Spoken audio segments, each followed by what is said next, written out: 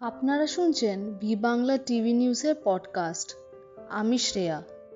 আজ আমরা কথা বলবো এমন একটি বিষয় নিয়ে যা আজকের তরুণ প্রজন্মের জীবনের খুব কাছের: ভালোবাসা, বন্ধুত্ব আর সোশ্যাল মিডিয়া।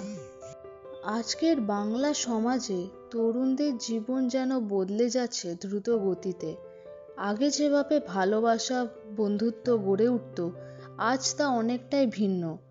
আমাদের জীবন এখন অনেকটাই ডিজিটাল, আর সেই ডিজিটাল জগতের বড় অংশ দখল করে আছে সোশ্যাল মিডিয়া। তাই আজ আমরা একসাথে বুঝে নেওয়ার চেষ্টা করব কিভাবে এই তিনটে বিষয় অর্থাৎ ভালোবাসা, বন্ধুত্ব এবং সোশ্যাল মিডিয়া আজকে যুব সমাজকে প্রভাবিত করছে। প্রথমে আসা যাক ভালোবাসা প্রসঙ্গে। আগে প্রেম মানে ছিল অপেক্ষা, ধৈর্য, চিঠি লেখা কিংবা রাস্তায় দেখা করার চেষ্টায় দিন পার করা।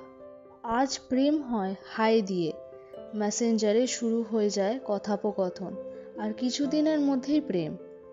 অবশ্যই প্রেমের অনুভূতি একই রকম গভীর হতে পারে, কিন্তু বাস্তবের ছোঁয়াটা অনেক সময় হারিয়ে যায়।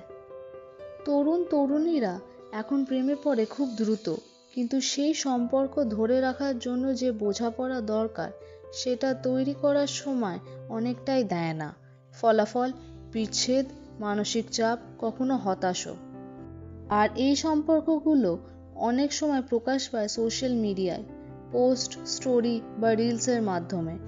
অনেকে যেন প্রেম করে শুধু দেখানোর জন্য, নয়তো রিলেশনশিপ গোলস বলার জন্য। এবার আসা যাক বন্ধুত্ব প্রসঙ্গে। বন্ধুত্ব একসময় ছিল স্কুলের মাঠে খেলার সময়, একসাথে খাওয়া দাওয়া, ঝগড়া আর রাগ অভিমান মিলিয়ে এক অন্য অনুভূতি। আজ বন্ধুত্ব অনেকটাই ভার্চুয়াল। হোয়াটসঅ্যাপ গ্রুপে মেসেজ, ডিসকর্ডে গেম খেলা, ইনস্টাগ্রামে কমেন্ট।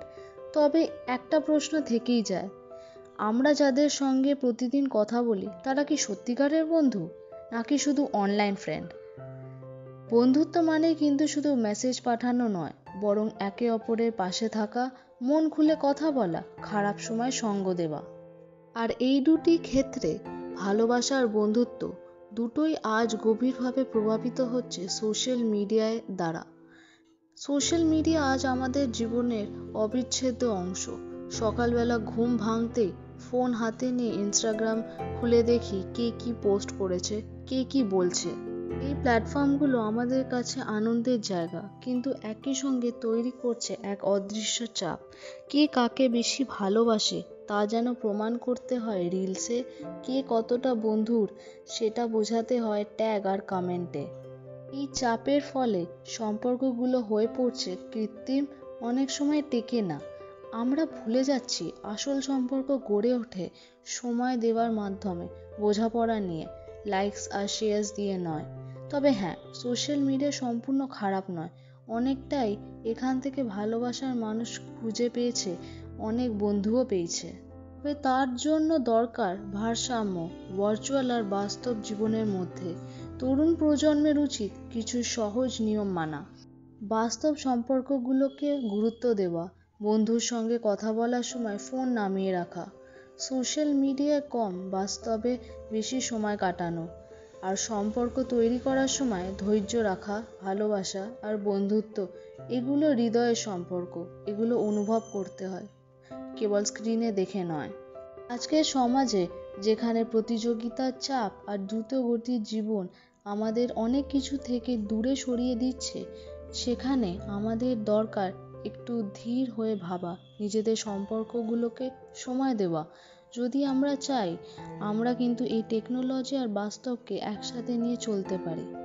তখনই ভালোবাসা, বন্ধুত্ব এবং সোশ্যাল মিডিয়া এই তিনটি আমাদের জীবনে একটি সুন্দর সমন্বয় তৈরি করবে। এই ছিল আজকের podcast, love, friendship and social media in young Bengal. যদি ভালো লেগে থাকে অবশ্যই লাইক আর শেয়ার করুন, আর সাবস্ক্রাইব করতে ভুলবেন না বি বাংলা টিভি নিউজ চ্যানেলকে। আমি শ্রেয়া, আবার ফিরবো নতুন কোনো বিষয়। আপাতত বিদায়।